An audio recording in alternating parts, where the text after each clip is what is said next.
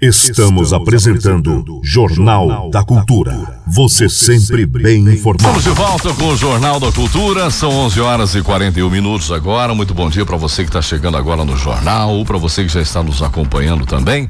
E hoje nós estamos recebendo aqui o Dr. Jefferson, que mais uma vez nos atendeu para a gente falar um pouquinho sobre o Covid-19, mas é claro, o ambiente de direito, né? Que por trás de tudo isso, né? Relação de trabalho.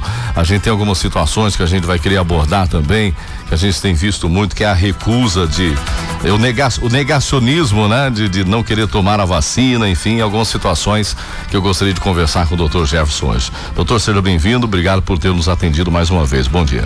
Bom dia, amigo Marlon e todos os ouvintes do Jornal da Rádio Cultura. Bom dia também ao nosso amigo Maurício, a toda a equipe da Rádio Cultura, a diretoria, e para nós é mais uma felicidade, é um prazer estar aqui podendo contribuir com informações aí que possam estar ajudando e esclarecendo essas situações relacionadas ao Covid e as relações de trabalho. Bom, doutor Jefferson, que esteve conosco aqui durante essa pandemia, nesse ano, pelo menos umas 3 vezes, eu acredito que sim, né, doutor? E agora a gente chega no momento em que podemos respirar e falar, a gente está saindo dessa, né, doutor?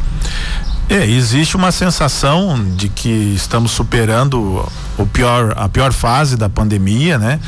Mas tecnicamente falando, do ponto de vista jurídico, ainda permanecemos nela porque a portaria do Ministério da Saúde, que criou o estado de emergência, né, de saúde, nacional e internacional por conta da pandemia, ainda está em vigor, né? Que é o último ato, vamos dizer assim, administrativo, que ainda reconhece a existência da pandemia. O decreto legislativo, que também declarava estado de emergência em razão da pandemia, ele perdeu o seu efeito, a sua vigência em 31 de dezembro do ano passado e não foi revigorado, né? Não foi reeditado. Então nós temos essa portaria do Ministério da Saúde que ainda reconhece aí que ainda vivenciamos na pandemia, mas os efeitos já são menores. Com o avanço aí da vacinação, a gente tem notado que os números de casos e internações e também de óbitos têm diminuído bastante, o que é um alento e uma esperança de que estamos mais próximos do fim do que do começo. Ô doutor, relacionado ao Covid-19 e aos direitos trabalhistas, enfim, ao que tudo que normatiza essa situação de empregador e empregado, né? O que modificou? E aí eu não falo assim de antes do Covid, não, mas assim, durante esse processo, o que o Covid-19 foi se tornando dentro dessa relação trabalhista, doutor?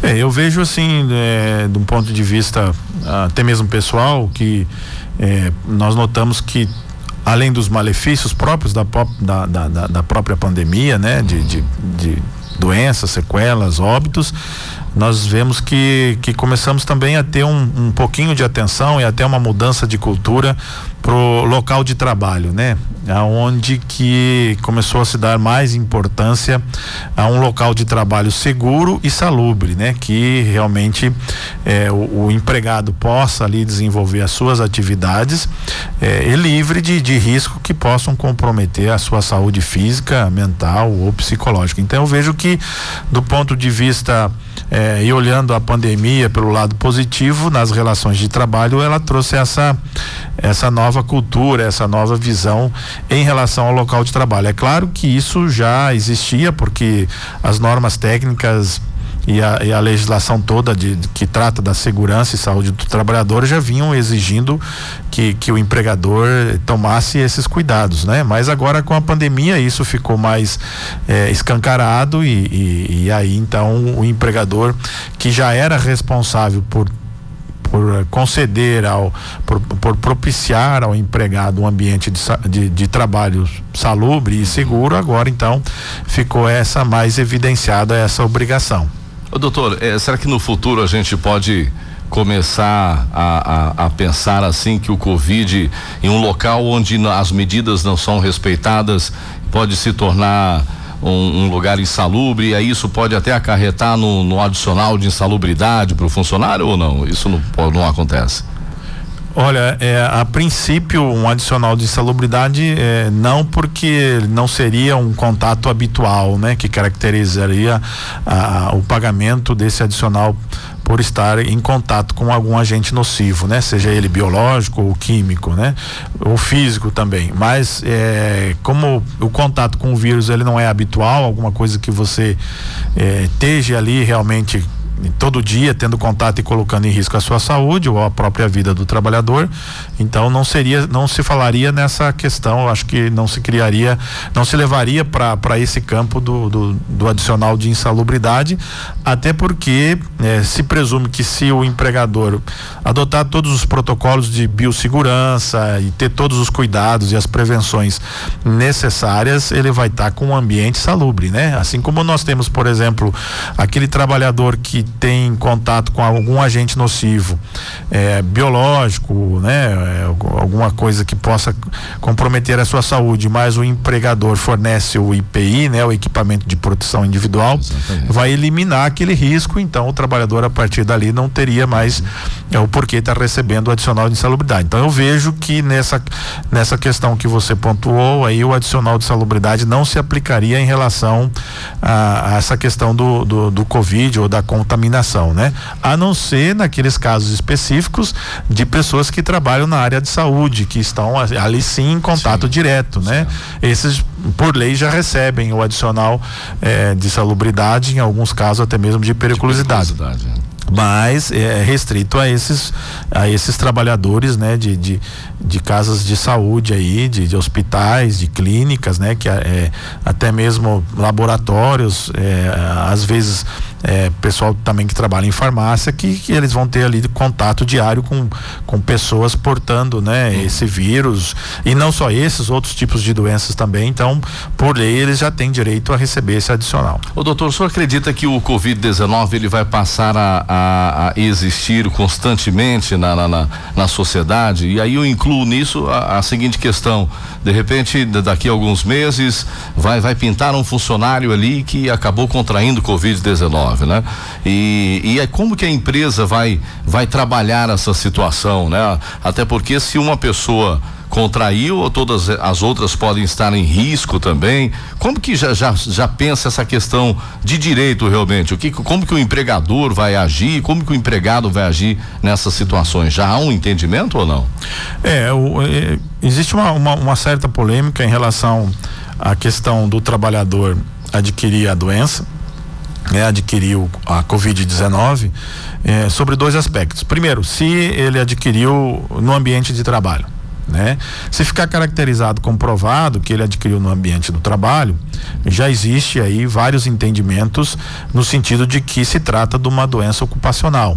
Então, como doença ocupacional, se essa pessoa necessitar de mais de 15 dias de afastamento do trabalho, ela vai ser encaminhada para o INSS e receber lá o benefício de incapacidade provisória respectivo. Certo, mas isso no caso se contraiu dentro da empresa. Dentro da empresa, né? Se não for contraído dentro da empresa, mesmo assim vai ser caracterizado como uma doença, né? E da mesma forma, se houver a necessidade de afastamento por mais de 15 dias, também será encaminhado para o INSS, que vai para receber também o benefício por incapacidade provisória, que é de direito, né? Então,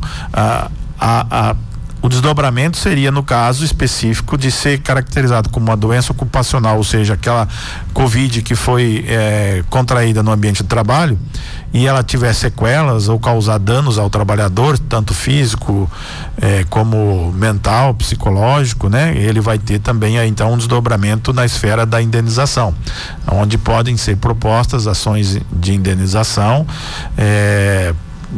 para que sejam reparados esses eventuais danos que possam ter ocorrido, ou até mesmo naqueles casos onde que o empregador vem a óbito, né?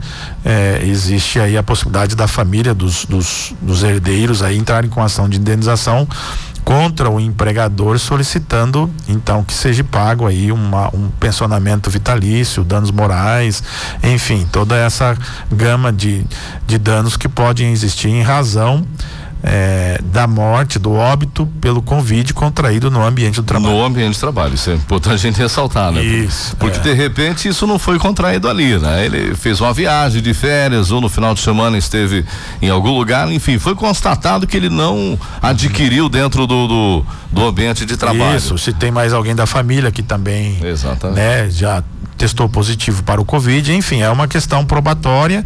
E aí o que a gente tem orientado os nossos clientes que são empregadores no sentido de que adotar os protocolos de biossegurança, né, principalmente o uso, cobrar e realmente fazer com que seja usado a máscara pelos empregados, né, para que seja utilizado o álcool em gel, para que também seja cuidado e cobrado dos clientes que entram nos comércios, para que estejam também portando a máscara, né, para que na entrada também sejam oferecido álcool em gel, também a questão da medição da temperatura, eu acho que é importante, ou seja, a adoção desses protocolos devidamente formalizados, né, e a gente orienta até com treinamento para os empregados da melhor forma de usar isso, de acordo com as orientações técnicas que já existem.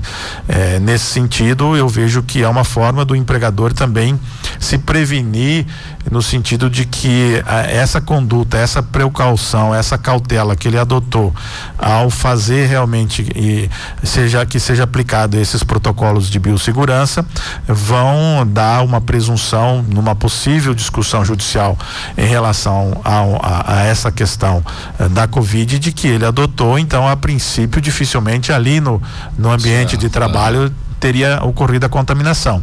Então, é uma presunção que vai favorecer o empregador. E, na verdade, eu acredito que é uma das únicas formas aí do empregador aí poder discutir e fazer uma boa defesa em relação às ações indenizatórias por óbito ou por sequelas por essa doença Covid, né? O doutor, e aí vem outra situação. O protocolo hoje, por exemplo, ele manda o seguinte: se a empresa, alguém contraiu Covid, os funcionários ali devem ser todos afastados, enfim, tem todo isso, né? E agora daqui para frente, né? Porque de repente, como a gente falou do ano que vem, vamos do ano que vem novamente. Lá por julho do ano que vem, um funcionário meu, eu tenho 20 funcionários na empresa, acabou contraindo Covid-19, agora há aquela suspeita dentro da empresa. Vão ter que afastar todo mundo? Será que esse protocolo continua com o passar do tempo? A princípio vai ter vamos falar assim, até onde a gente sabe, até onde a ciência conseguiu explicar e estudar, nós temos aí a informação de que a vacinação, ela não impede que a pessoa contrai o vírus. Certo. Ela só ajuda de que essa contaminação seja fraca, né? Praticamente quase, em alguns casos, imperceptível. Então, a princípio, a contaminação, ou seja, a transmissão do vírus, ele vai continuar existindo. E aí nós temos a seguinte situação de que, embora estejam todos vacinados, vamos supor, né, que todo mundo esteja vacinado, cada organismo reage de um jeito. Cada tipo de vacina tem ali a sua quantificação, a sua percentual de eficácia. Então, eu acredito que, dependendo, os casos serão mais raros, com certeza, não serão nessa quantidade que a gente viu aí, que assustou todo mundo, mas pode ainda acontecer. Então, eu acredito que a adoção dessas medidas, elas por um bom período ainda vão continuar, enquanto nós não tivermos aí uma palavra final da ciência dizendo que efetivamente o vírus seja extinto, né, que não exista ou não tenha mais perigo nenhum, nós vamos ter que continuar com essas prevenções aí. É claro que nessa época, como eu disse, enquanto ainda existem normas técnicas dizendo que estamos vivenciando a pandemia, isso é bem claro de que essas medidas têm que continuar. Agora, depois que eventualmente o Ministério da Saúde entender por bem de que nós se livramos da pandemia, né? Aí são situações esporádicas, raras, que aí cada empregador vai poder fazer a sua análise do ambiente, do local de trabalho, se tem necessidade ou não de continuar adotando essas medidas restritivas aí. Até porque a gente vê em países como por exemplo Estados Unidos, Inglaterra, já aboliram a obrigatoriedade do uso de máscara, né? Então eles vêm flexibilizando essas medidas. Então pode ser que amanhã ou depois aqui no Brasil comece também nós passarmos por essas flexibilizações aí. Doutor, eu acho que é meio difícil isso que eu vou falar, porque nós somos brasileiros, né? O brasileiro é meio complicado, mas de repente se torna um hábito do cidadão brasileiro de começar a andar com álcool gel no bolso, né? Com um apliquezinho, de repente com a máscara. O Japão tem por hábito, né? Dificilmente você vê alguém nas ruas que não esteja usando máscaras. De repente passa a fazer parte da cultura, né, do brasileiro. Os países asiáticos já têm essa cultura, primeiro pela grande quantidade de habitantes, né? Então todos os locais públicos são de grande aglomeração, e também pela poluição lá, que também são índices bem elevados, né? Então a utilização de máscaras lá em locais públicos já é da cultura do asiático, do japonês, do chinês, né? Dessas outras culturas aí asiáticas. E eu acredito que possa ter uma tendência aqui no Brasil também de se continuar, mas a gente sabe que nós brasileiros somos mais tranquilos, né? Somos relaxados, mais devagar, né? A palavra popular seria essa, né? Então a gente sempre o brasileiro esquece muito cedo do passado, né? Então talvez lá na frente, quando a gente estiver livre já dessa pandemia, pode ser que todo mundo deixe de usar máscara, né? Mas a gente sempre vai continuar aí com essa perspectiva de, em locais públicos, pelo menos ali, de grande aglomeração, que você tenha esse cuidado, né? De usar máscaras aí. Se bem que também já existem estudos científicos dizendo que a máscara não tem tanto efeito de barrar o vírus, né? Ele serviria para a pessoa, quando está contaminada, não contaminar os demais, né? Certo. Mas se você não está contaminado, não teria o porquê de você usar máscara. Em alguns casos até seria contraindicado para não causar algum tipo de doença, né? Respiratória, porque você fica ali, né? Respirando dentro da máscara, e o local é reduzido, né? Imagine ali a troca de gasosa do ar, né? Não acontece perfeitamente quando você está no ambiente. Como também tem estudos que dizem que a probabilidade de você contrair a Covid, ser contaminado pela Covid em ambientes públicos abertos, né? Tipo praias, praças, é quase que inexistente, né? Então tudo isso vai ser levado em consideração, e a tendência é que sejam flexibilizadas essas normas de segurança aí. Só o tempo dirá, né, doutor? Com certeza. Bom, os protocolos sanitários para evitar o contágio nas empresas continua sendo obrigatório. A gente vai falar sobre isso daqui a pouquinho. Eu vou para o intervalo rapidinho. Nós temos alguns questionamentos. Você que tem alguma pergunta relacionada ao assunto, fica à vontade também. A gente traz aqui o doutor, e nós vamos falar também sobre uma situação que está acontecendo em todo o Brasil. É o pessoal que está se recusando a vacinar, né? O que o empregador pode fazer? Será que se enquadra uma justa causa? Pode demitir por essa situação? Enfim, daqui a pouquinho a gente fala sobre isso. Intervalo. A Rádio Cultura FM agora conta com um portal de notícias com as principais informações de Chapadão do Sul e região. Acesse www.culturanoticias.com.br e fique por dentro do que acontece. culturanoticias.com.br. A verdade acima de tudo. E olha só, se você não tá sabendo ainda, escuta só essa dica. A JS Veículos está comprando o seu carro usado. A grana tá curta? Tá precisando levantar um dinheiro de forma rápida e segura? A JS Veículos tem a solução. Não é isso, Adonis? Fala aí. É isso mesmo, aqui na JS Veículos compramos o seu carro, ou seja ele financiado ou consorciado, e pagamos à vista. Independente do modelo, compramos e pagamos à vista. E você ficou interessado? Entre em contato com a nossa equipe. Rua Brasil 576, no Parque União. 3562-4539 é o telefone. 3562-4539. JS Veículos. Agora, Chapadão do Sul conta com um centro de diagnósticos de imagem completo. IMD, Interior Medicina Diagnóstica. tomografia computadorizada e ultrassonografia em um só lugar. E em breve, ressonância magnética. Laudos realizados por uma equipe de médicos de São Paulo. Presença de médico radiologista durante os exames. Atendimento particular e planos de saúde. IMD, localizado na Clínica AIFUS, na Avenida 16, número 761, Centro de Chapadão do Sul. Telefone 3562-4464 ou WhatsApp 98147-4606. Seja qual for a sua necessidade, a Mundi Alarmes tem sempre a solução ideal, garantindo total segurança para o seu patrimônio há mais de 9 anos em Chapadão do Sul, atendendo toda a região. Nossa missão é prover soluções de segurança, contribuindo para uma sociedade mais segura, tranquila e consciente, prestando serviços de alta qualidade e buscando sempre a satisfação de nossos clientes com base em planejamento e tecnologia avançada. Mundi Alarmes, na Rua Brasil 656, no Parque União. Acesse www.mundialarmes.com.br ou ligue 3562-2081. Seu patrimônio em boas mãos.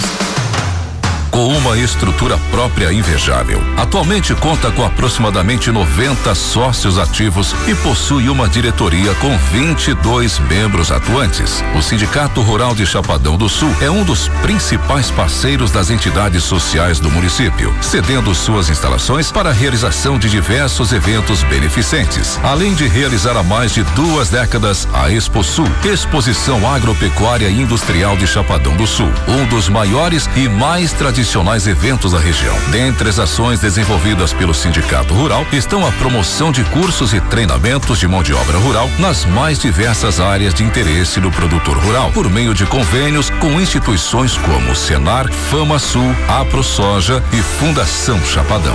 Nunca foi tão fácil agendar seu exame de ultrassonografia. A Centro-Med atende você de segunda a sábado e dispõe do agendamento de exames através do WhatsApp 67 99698-9466 ou ligue 3562-4464. Exames de ultrassonografia abdominal superior ou total, sistema urinário, mamas, obstétrica morfológica e com Doppler, ultrassonografia 3D e muito mais. Estamos localizados na Avenida 16, número 761. Entre em contato 99698-9466. Centro-Med, medicina de precisão. Você está ouvindo Jornal da Cultura. De volta no Jornal da Cultura, são 12h04, 12h04. Dr. Jefferson está conosco hoje.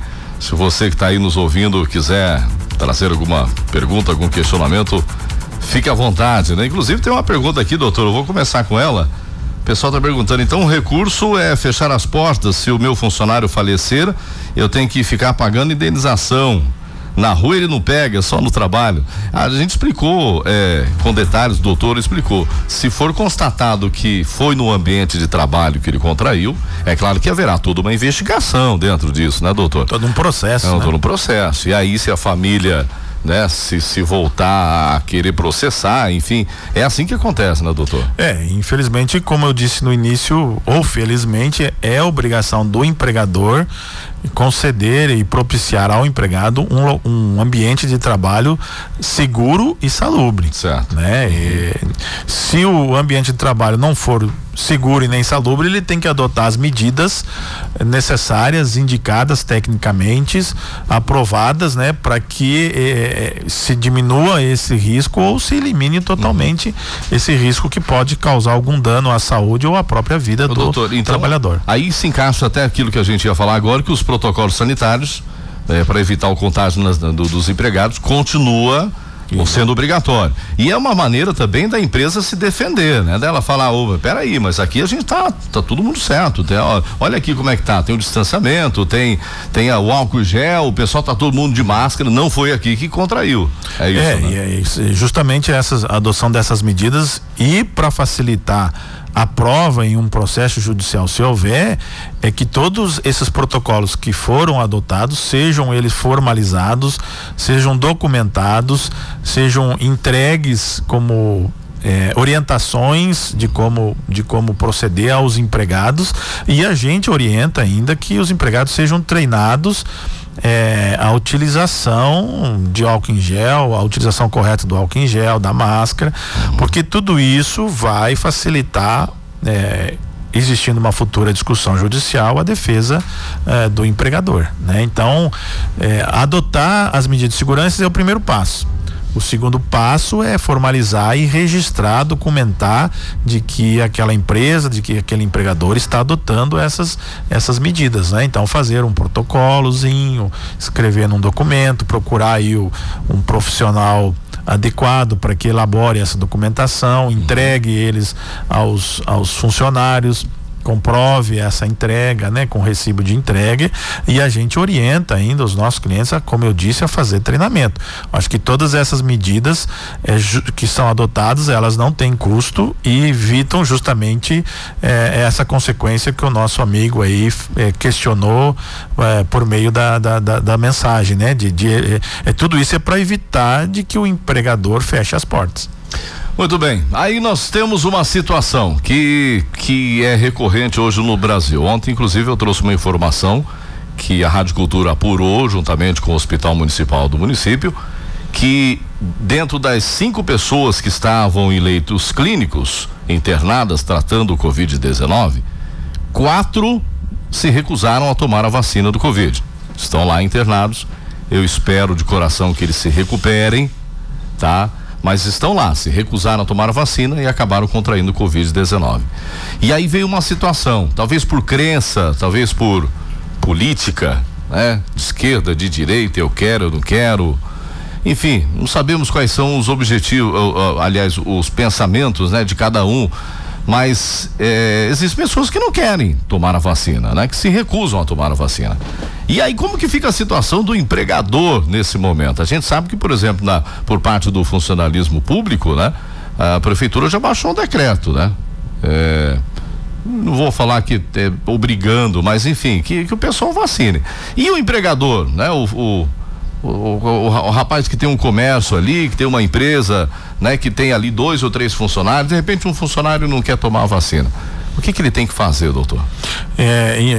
Relacionado neste campo trabalhista, já existe aí forte entendimento, e isso vai ser o entendimento corrente daqui para frente, de que a recusa do empregado em vacinar pode gerar demissão por justa causa. Justa causa. Isso. Certo. Então, porque uma demissão, desculpa interromper, mas uma demissão normal já, isso é tranquilo, né? Falar, eu não quero, você vai de repente vai trazer isso aqui para os meus outros funcionários, não quero, beleza.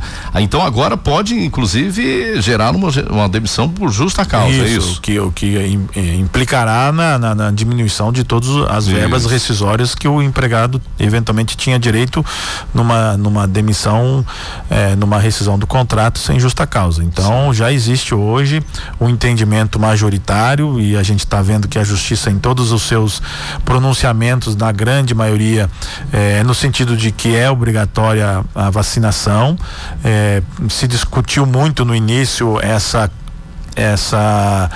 vamos dizer assim, esse conflito entre o direito individual de cada pessoa e o direito coletivo da sociedade, né? E se optou então por defender o direito coletivo da sociedade, ainda que em detrimento do direito individual de cada pessoa, né? Então, ou seja, o direito da sociedade segura, né? E realmente saudável prevaleceu sobre o direito individual daquela pessoa que se recusa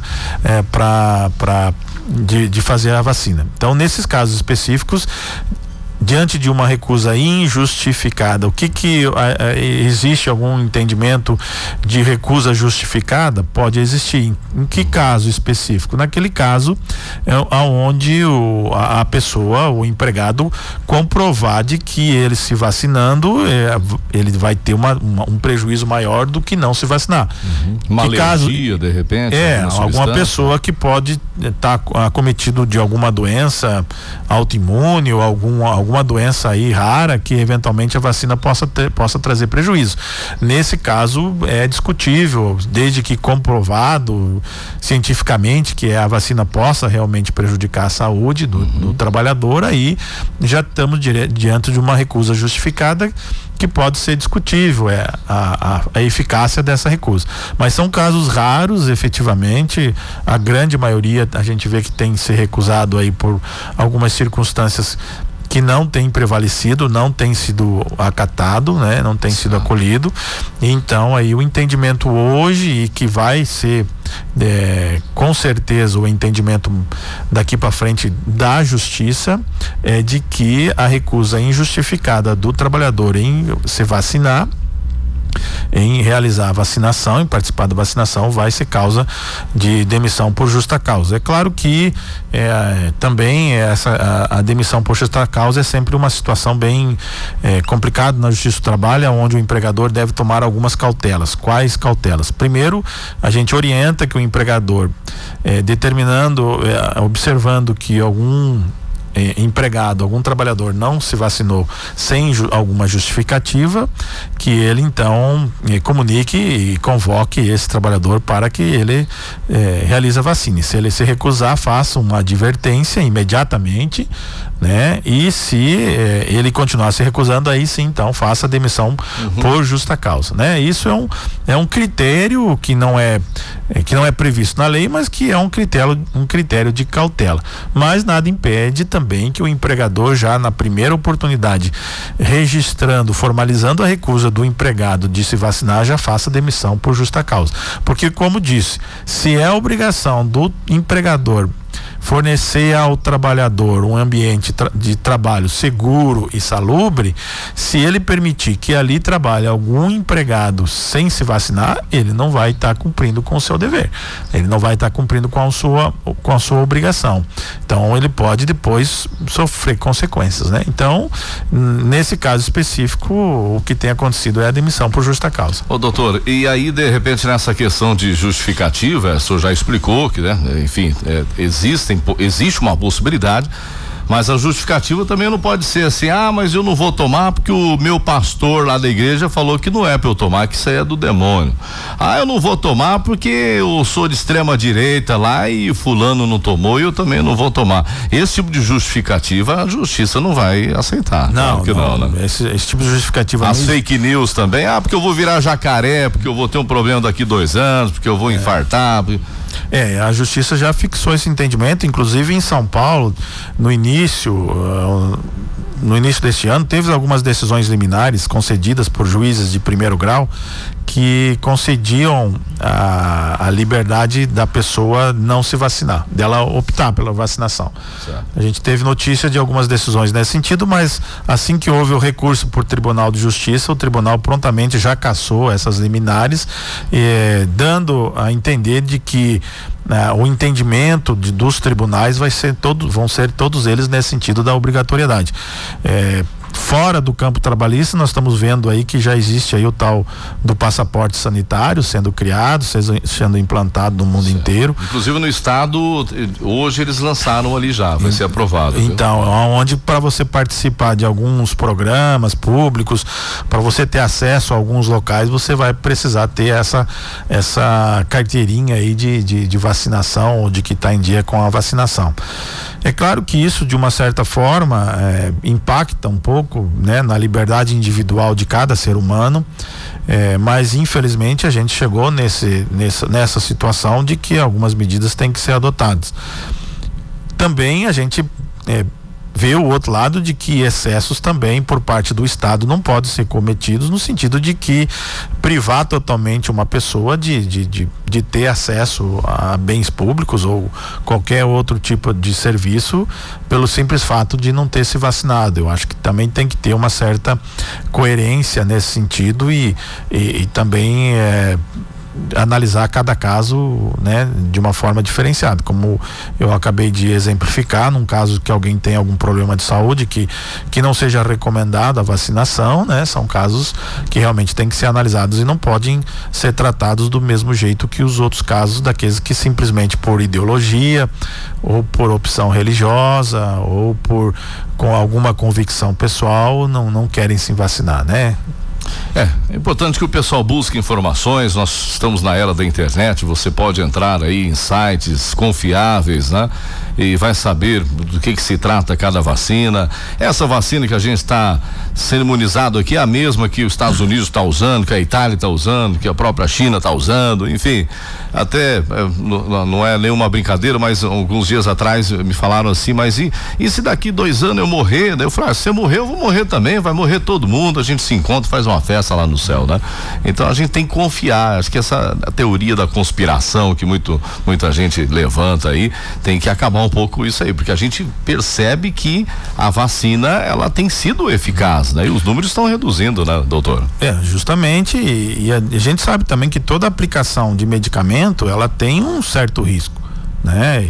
Tanto é que mesmo essas vacinas têm causado em algumas pessoas algumas doenças raras, ou até mesmo algumas informações de alguns óbitos, mas isso é em qualquer medicamento, até mesmo o Tilenol, ou a aspirina, ou a dipirona, né? Que você toma em casa. Tem as contraindicações. Tem as contraindicações e tem o risco de repente o organismo reagir de uma forma diferente, mas o risco é mínimo perto do benefício que nós estamos vendo com a vacinação, que é a queda do número de casos de contaminação e também de óbitos e internações, né, gente? Isso é palpável, é visível. Então, que existe um benefício da vacina, existe. É claro que se discute muito a questão ao longo do tempo se vão ter sequelas dessa vacinação ou não. Mas a ciência está aí, está evoluída, nós temos que de uma certa forma acreditar sempre na ciência, desde que ela seja feita de uma forma imparcial e não querendo beneficiar algum segmento aí dessa indústria médica ou de remédios, né? Mas a gente tem que ter essa noção de que neste momento a vacina ela vem aí para ajudar. E o pessoal e os especialistas da área e os médicos também estão dizendo que não é só vacina, os cuidados têm que continuar, né? O uso de máscara e álcool em gel ainda tem que continuar. Sim. Porque como a gente já falou no início, vacinação não é alvará ou salvo-conduto para não pegar Covid. É que você pode pegar, mas de uma forma mais branda, mais leve, que não vai necessitar de internação e dificilmente vai levar alguém a óbito. Tá certo. Doutor, a gente está chegando no final do Jornal da Cultura, agradecer sua presença e em breve a gente volta a falar novamente. Eu espero que não vai ser mais o assunto Covid. Vamos encerrar o assunto Covid, né, doutor?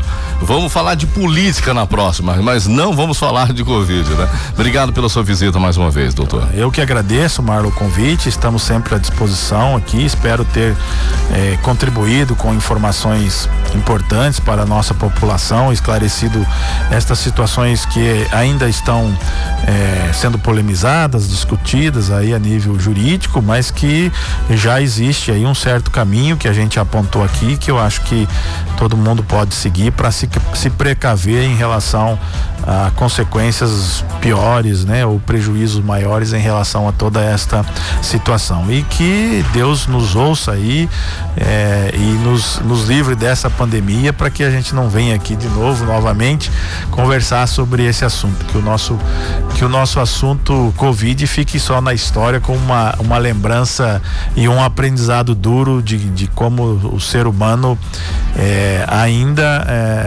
materialmente ele ainda está sujeito a esse tipo. Nós não somos infalíveis, né? Nós, seres humanos, ainda somos pessoas que temos que estamos predispostos a estas situações aí. Tá certo. Obrigado, doutor.